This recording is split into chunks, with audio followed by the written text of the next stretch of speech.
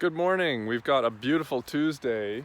I'm standing out in the back part of my orchard next to an Ashmead's kernel apple tree, which is loaded up with leaves and no blossoms, which is actually a good thing. I really don't want there to be blossoms on that tree right now because this is a young tree planted just last year, I think. And we want that stem, that trunk, to grow nice and strong. We want all of the energy from all of these beautiful leaves to go into making that tree strong so it can withstand all the pests and the consumers that are going to stress it out in the coming years. Now it's got a cage around it. We put a cage around it to protect it from the deer. Almost on a nightly basis, the deer come out of those woods and they make their way around the yard, around the back side of the garden, which we have all fenced off because the deer like to chomp on things in the garden. And then they head down toward our neighbor's yard over there and across the road where the cars are going by and into the woods. And yes, every now and then, every couple of years, a deer gets hit by a car in my neighborhood, which is sad.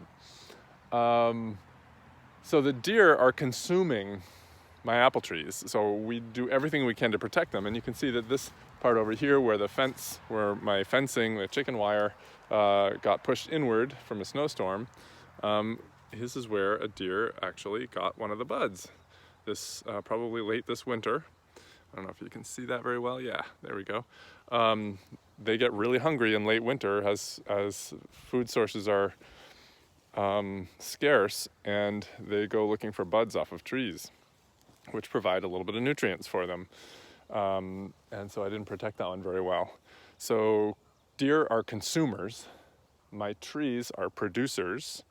The grass is also a producer because the deer will occasionally graze on the grass as well.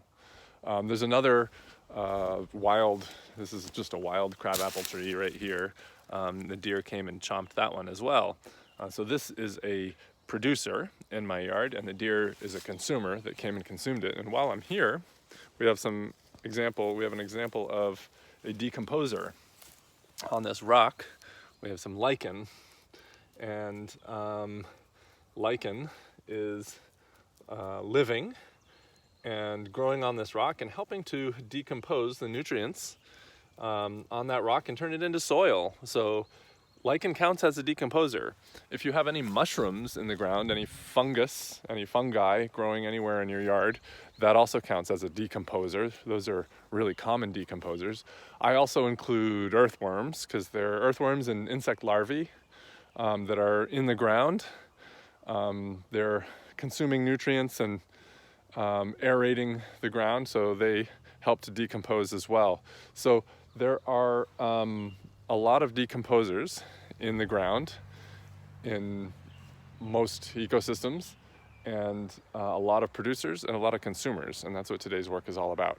So I encourage you to get out and try to find those things in your neighborhood and find a common, or I should say a familiar food web that you can diagram, that you can map out and describe, make a list of producers, consumers, and decomposers for today's work. Have a wonderful Tuesday, and we'll see you at Hangouts. Bye.